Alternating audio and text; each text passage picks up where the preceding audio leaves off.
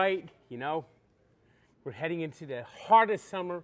That means the heart of the heat.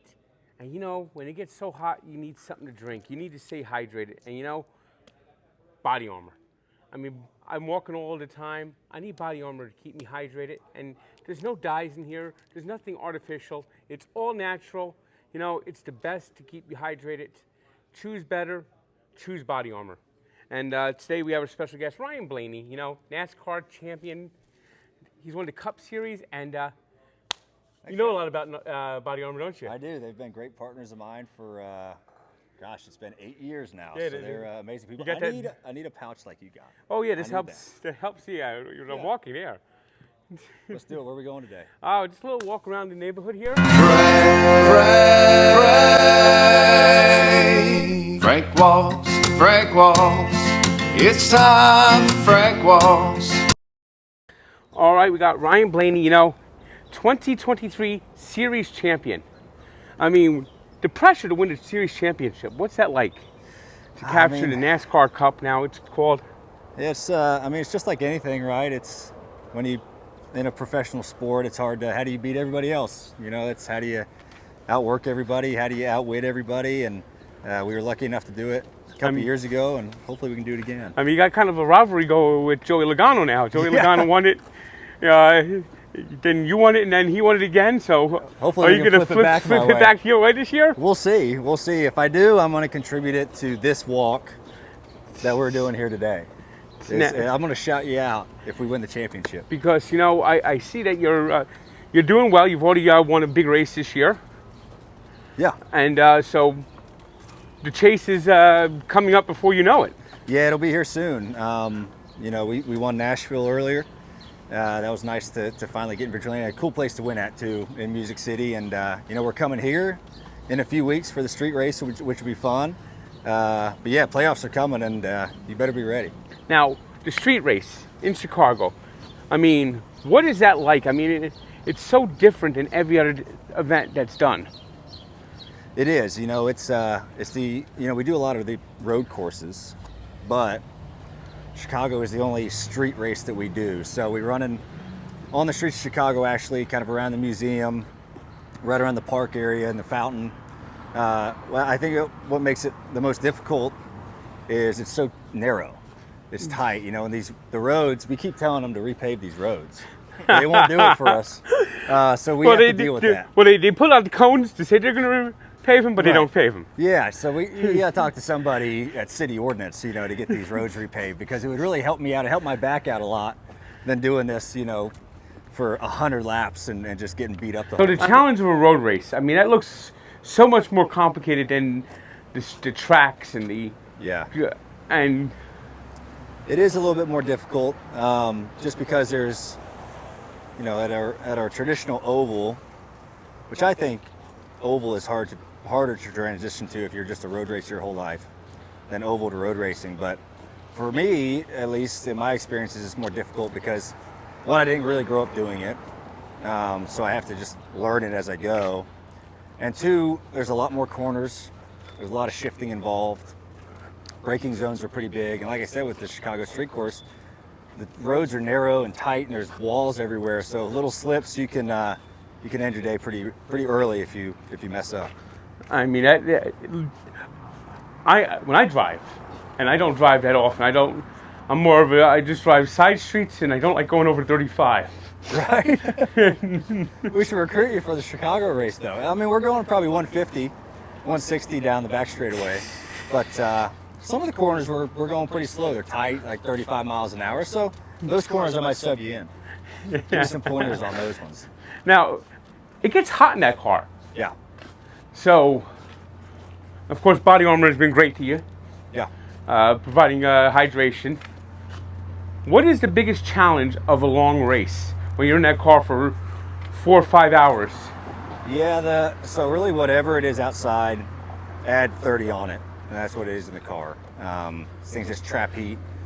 And then with all the gear we got on, it feels like it's 50 degrees above whatever it is outside. But I think that's the biggest, I mean, like, we train for that. You know, we train, like when I train, I do everything in as hot temperatures as I can, just to get my body acclimated to that stuff. And once I found a routine that kind of works for me and that gets me through these 500-mile races, it seems pretty easy. But I think that's the biggest thing, just mental and physical exhaustion. But the Body Armor side helps so much, whether that's preparation or kind of rehydration. They do an amazing job. Now, I see that you're a fan of Star Wars. Yeah. So I feel that you're like, this is pod racing. Yeah. So it's funny you mentioned that. The first Star Wars I ever saw was Phantom Menace, Episode 1, 1999. I was born in '93, so I was like 6 years old when I saw it. And the pod racing scene, I grew up in a racing family, so I was like, oh, I can relate to that. This is the coolest thing ever. So that's what it did draw me in, just from the pod racing. So yeah, I like to think I'm a pod racer. I mean, would you consider yourself on the Jedi side of the pod racing or on the Sith? I feel like racing, I'm a Jedi. I feel like I'm pretty respectful out there. I feel like I do a pretty decent job of being a good guy. But having said that, I do have a couple Darth Vader tattoos on my legs. So, it goes either way. Don't discount the Sith. They give all their passion. They give it 100%.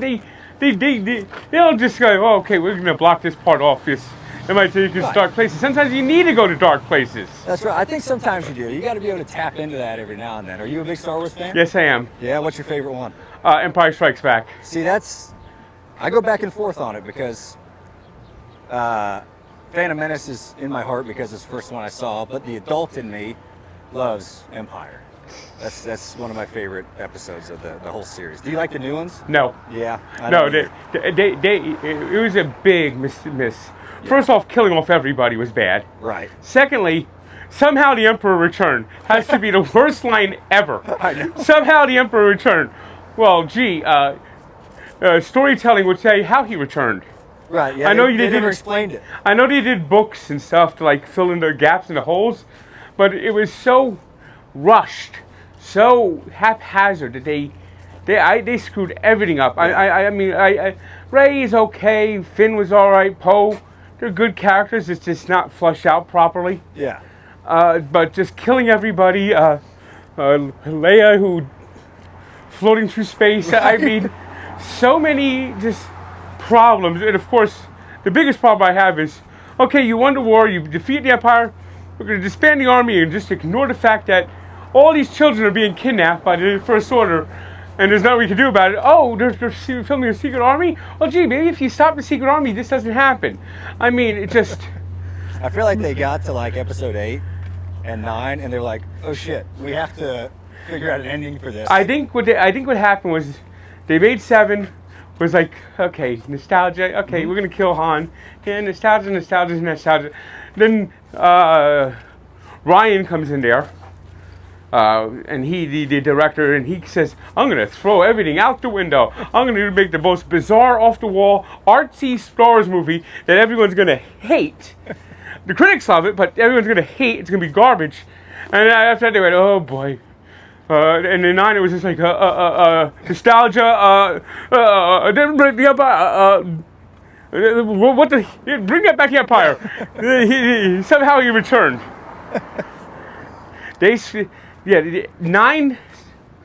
Nine's problems are because of 8. Right. Yeah, I agree. 9's problems are because of 8. You know what I hope they do? They'll never do it, but it would be so cool to have a Darth Vader only movie. So like, and they try to do it in Obi-Wan, that show, but I don't think they did it very well. I tell you what they should do. Darth Sidious, the Emperor. Yeah. Let's do the Emperor, his whole background. That will bring in Plagueis. And I think that would be a big hit. I go see that movie. I go see it a week straight. Or a TV series. Yeah. They're doing all the TV series now, so they could do it. Yeah. But what do you think the keys are to winning this year for you? Who's your biggest challenges on the course? Oh, gosh. The best guys right now that are the biggest competition is Kyle Larson, Denny Hamlin, William Byron, Christopher Bell are good. I think those are the 4 guys that are going to have the most competition.